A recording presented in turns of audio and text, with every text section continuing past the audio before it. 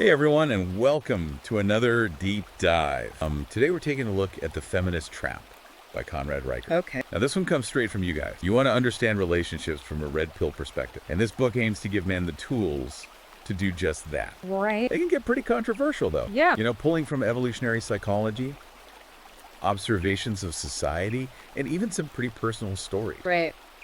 So just a reminder, we're diving into Riker's world here. Not saying we agree with everything. Yeah, it's important to explore different ideas, even if they're a little out there. What I find interesting about this book is how Riker starts with evolutionary psychology, Okay. like the whole foundation of his argument. Yeah. So he starts with this idea that women are basically predisposed to disloyalty in relationships from like an evolutionary standpoint. Okay, so he's going way back to like caveman days. Exactly. Yeah. He looks at like hunter-gatherer societies and the roles men and women played. But because women were essential back then for survival, like gathering food, raising children, keeping the community together, Right. they kind of had to develop strategies to make sure they were taken care of. Exactly. He uses this term, mate guarding, to describe how men have always been more likely to want to protect their partners, because of the investment they're making in their offspring. And he argues that this created a situation where women could use their position to secure resources and protection, sometimes even through infidelity. So like a power play almost. Right. Okay, so how does all this play out in today's world? Like, does he have any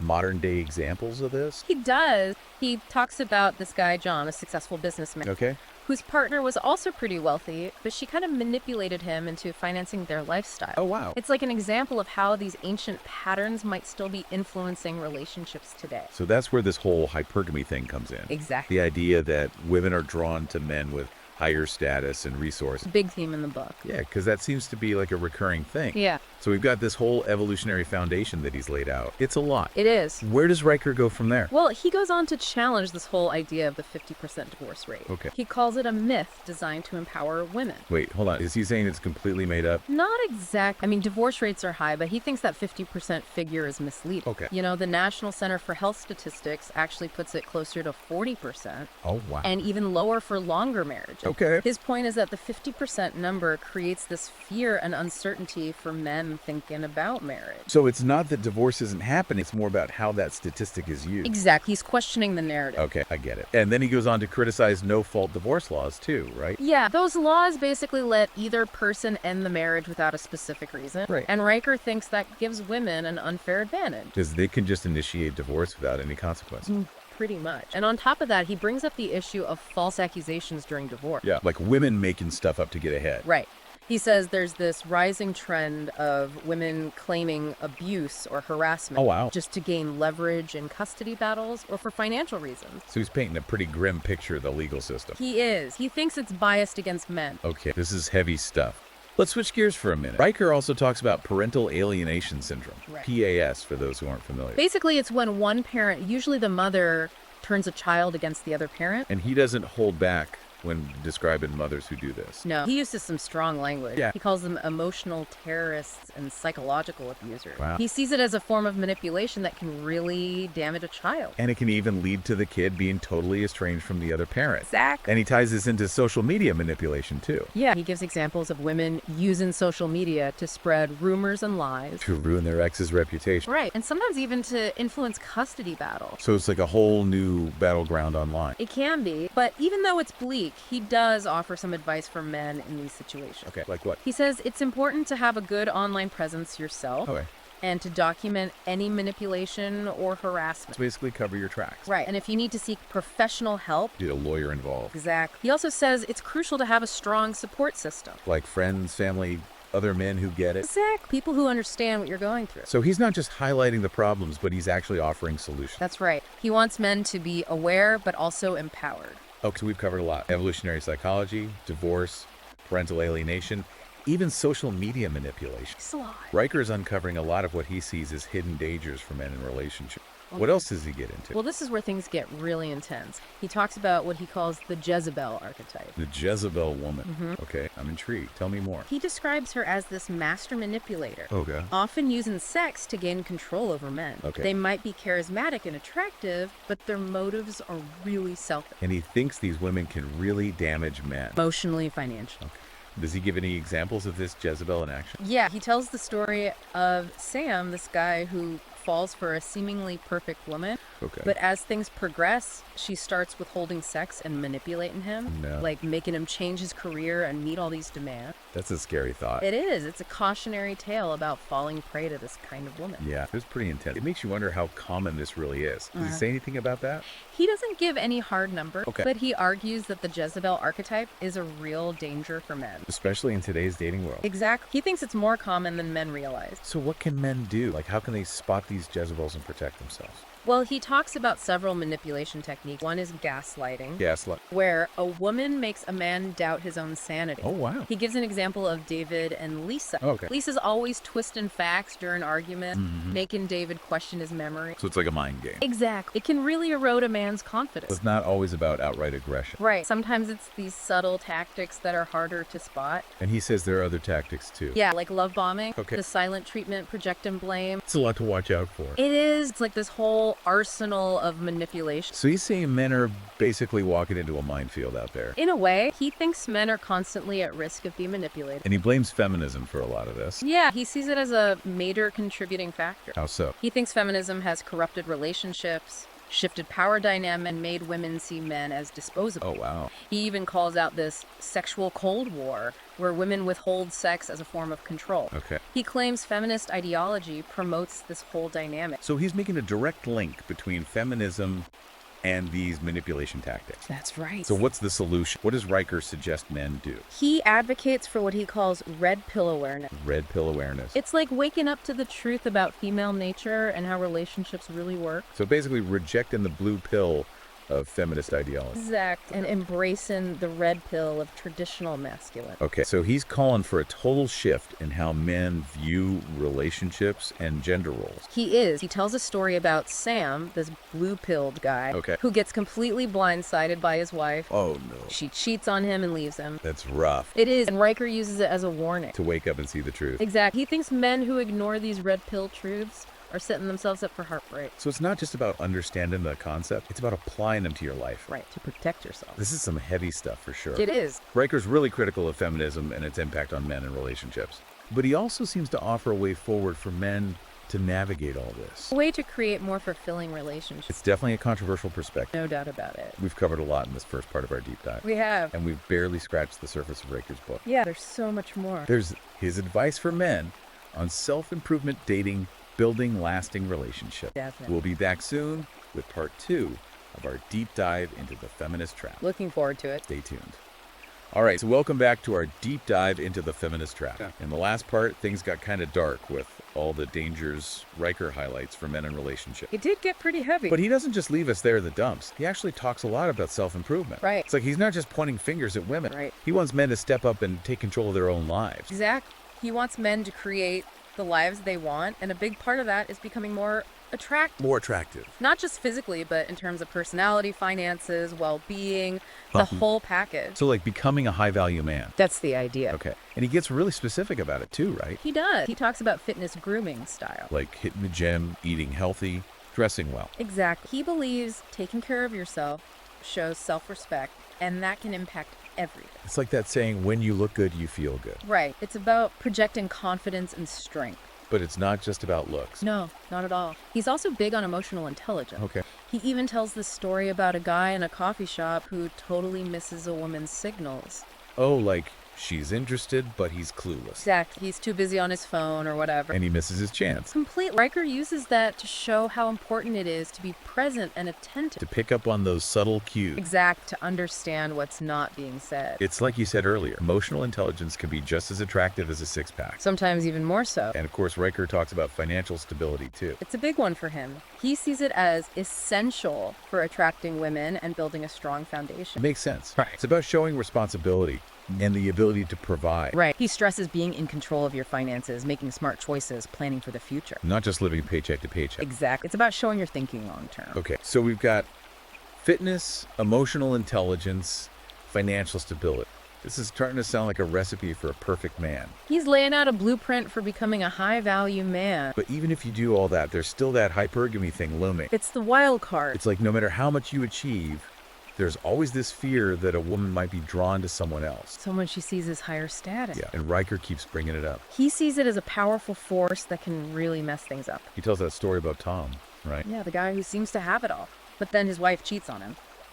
It's a harsh reminder that even successful guys can be blindsided by this. Riker wants men to understand that hypergamy is real and they need to be ready for it. Okay, so what's the plan? How do you deal with hypergamy? Well, he doesn't say you have to constantly outdo other men or anything like that. No. He's more about setting boundaries, being aware of red flags, and communicating with your partner. So being proactive instead of reactive. Exactly. And being realistic about your expectations. Don't expect to find the perfect woman who will never be tempted. Right. It's about being grounded and practical in your approach. It seems like this all ties back into that red pill awareness he talks about. It does. He thinks understanding these concepts is essential for men to succeed in relationships. To see things for what they really are. Exactly. And part of that is being able to spot those red flags early on. Like, what are some signs men should watch out for? He talks about women who are overly materialistic, or those who are manipulative or have a history of unstable. Do your research, basically. He even suggests looking at her family background and social circles. It's like a full background check before you get serious. He wants men to be discerning, to really think about who they're getting involved with. Because he thinks too many guys rush in blindly. And ignore those warning signs. Riker's basically giving men a manual for understanding women and dating in today's world. And how to protect themselves. It's a very different perspective than what you usually hear. Definitely. He's challenging the status quo. Making men question everything they thought they knew. And encouraging them to take control. Agree with him or not, he's definitely raising some important questions. He is. He's forcing us to think about power dynamics in relationships. And how our evolutionary past might still be influencing us today. So we've covered self-improvement, hypergamy, red pill awareness, even some relationship vetting. That's been a lot. What else does Riker get into? He spends a good chunk of the book talking about male sexuality. Okay. He argues that it's often misunderstood and misrepresented. It's more than just biology, right? Exactly. It's not just about hormones and instincts. So what else influences it? He says it's a mix of biology, culture, personal experiences, even psychology. It's a complex issue for sure. It is. And he also talks about how online dating and social media have changed the game. There's a whole new world out there. It is. He sees the potential for connection, but also for manipulation. Especially for men who aren't aware of the tactics some women use. He wants men to be careful online. To avoid the superficial stuff and be skeptical. Right. And he's also big on self-awareness when it comes to sexuality. Really understand your own needs and desires. Exactly. He thinks open communication is key for a good sexual dynamic. So he's not saying men should just play a certain role in the bedroom. No, he wants them to embrace their desires and be honest with their partner. But also to be cautious and avoid exploitation. It's a balancing act. He's encouraging men to be both empowered and careful. Exactly. It's definitely a lot to think about. But one thing that keeps coming up is the importance of boundary. Emotional boundary. Right. It seems like a major theme in the book. He dedicates a whole chapter to it. Wow. He believes it's crucial for any healthy relationship. And that men often neglect their own emotional needs. Right. They're taught to suppress them or something. And he talks about how emotional validation can be used to control people. He gives the example of Mark and Lisa. Where Lisa uses Mark's need for validation to get him to do what she wants. It's a common way to manipulate someone. Yeah, using their emotions against them. It can create a really unhealthy power dynamic. So how do you establish those boundaries? Riker says it starts with self-awareness. Knowing what you need and what you're willing to tolerate. Right, and being able to communicate those needs clearly. And being assertive if someone crosses those boundaries. He says setting boundaries isn't about being selfish. It's about protecting yourself. Exactly. And making sure the relationship is based on respect. So it's okay to say no, even to your partner. He even says you should be willing to walk away from a relationship if your boundaries are constantly violated. That's tough, but sometimes it's necessary. He believes you shouldn't put up with abuse or manipulation. No matter how much you care about the person. It's about respecting yourself first. It's a powerful message for sure. So Riker's message is pretty complex. He's asking men to look at themselves, their relationships, and society in a whole new way. He is. He's challenging a lot of assumptions. And offering a roadmap for men to navigate this whole masculinity thing. To create a fulfilling life? It's a lot to process. I'm sure our listeners have a lot of thoughts on all this. Definitely.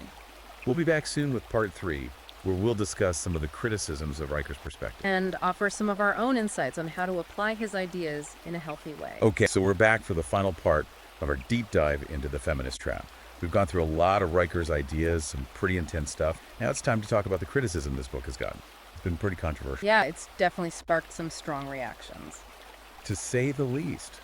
People have accused it of being misogynistic, promoting harmful stereotypes about women, even inciting violence against them. Yeah, those are serious accusations. It's important to acknowledge that some of his language is pretty strong, and his generalizations about women don't always sit right. Right. He does tend to paint with a broad brush, and sometimes his descriptions of women can feel kind of reductive. Yeah, like he's simplifying them too much. Exactly. And it's important to remember that everyone's an individual. You can't just put everyone in a box based on gender. Right. And some people also criticize his view of relationships. It's almost like he sees them as destined to be these battles. Yeah, that's a valid point. His focus on manipulation and control can make a relationship seem inherently adversarial. Like it's always a fight for power. Right. And that's not really a healthy way to look at it. Ideally, relationships should be partnerships. Built on trust and respect. Exactly.